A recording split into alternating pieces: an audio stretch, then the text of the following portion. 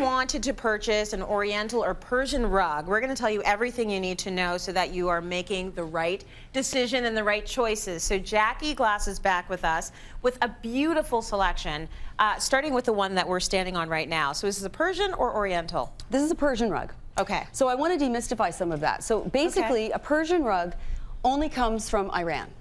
Right. The rest of them would be called Oriental, and that covers things from India to Tibet. Like, there's this wide, it's sort of the umbrella that encompasses all these different countries that produce these products. Okay. So this is a Persian rug. But what I want to talk to you about is that rugs for people, you might say, oh my goodness, like you can buy rugs, different price points and layers. Yes. But buying one that's an investment piece, because it's often the jewelry of the room, as is artwork. That's so right. For me as a designer, the end of the job is usually when I start tackling. We've already picked all the furniture. That's when I start to go, let's look at artwork, let's look at the rugs. Yes. So whether you decide to buy an investment rug or buy one and mix it with lesser priced rugs, you know, from different stores, different sources, it's important to see what you're buying. So with that, this rug is what we typically think of as a Persian rug. It's bright colors, they're very primary.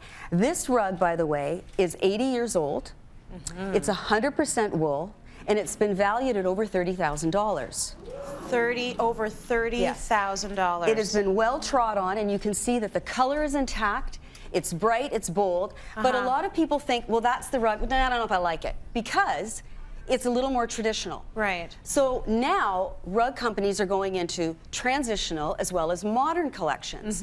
So let's look at this one. Now this is a transitional, and you can see the colors are really vivid. Yeah. This is actually a blend of wool and silk. Okay. And incidentally, when you're buying a good quality rug, they have to either be wool or silk, or wool and silk. Right. Okay, so this is beautiful. Now, some of the things that vendors, when they're out in the markets buying for their shops, and I use Imperial Rug Galleries. I use them all the time because they're really reputable, and it's really important to go to someone that knows their stuff. Yeah. What they will do is they're looking for a few things. What they're looking for is whether it's vegetable dye or chemical dye. They're looking if it's got a good quality wool or a good quality silk. And they're also just looking for the overall color value and just the overall patterning of it, and just the knot count, because it's like sheets, you know, that thread count.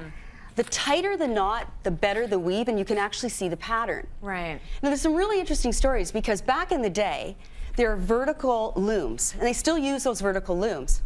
And they sit in front of it and they make it, but they used to kind of create their own patterns. Well, now they get a digital printout, and they're told to make it. So that's where you're getting patterns that are a little bit more modern. Right. So this particular one, as I said, it's a beautiful blend, and it values about $8,500. $8,500. Yeah. So I'm assuming that you want the vegetable dye over Ideally. the chemical dye. Yes.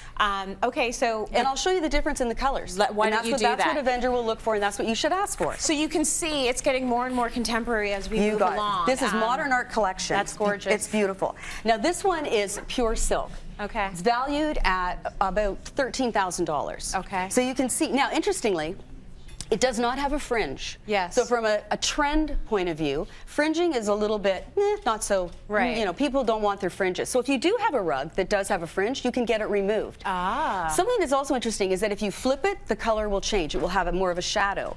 And so depending on the season, sometimes you want to walk in and see the lighter, brighter colors. Yes. And sometimes you don't. So you can always just flip it around. Nice. So these are really beautiful. And what I like is that because they don't actually have a specific border, you can cut them down to size. So a lot of people will walk in and go, I love that rug, and because it's handmade, they can't actually get a smaller size perhaps. Well, now you can cut it down. That's excellent. So just a few things for people to keep in mind.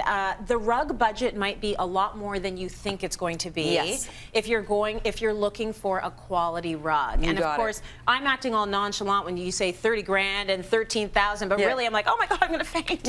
I know. But the Don't reason step on why, the reason why you're paying those prices is for the amount of work that goes into it. And I can't believe that first rug is 80 years old and people have been stepping on that. Exactly. That's incredible. So we've got some pictures right now of just the process of creating these rugs. This first one, this is silk.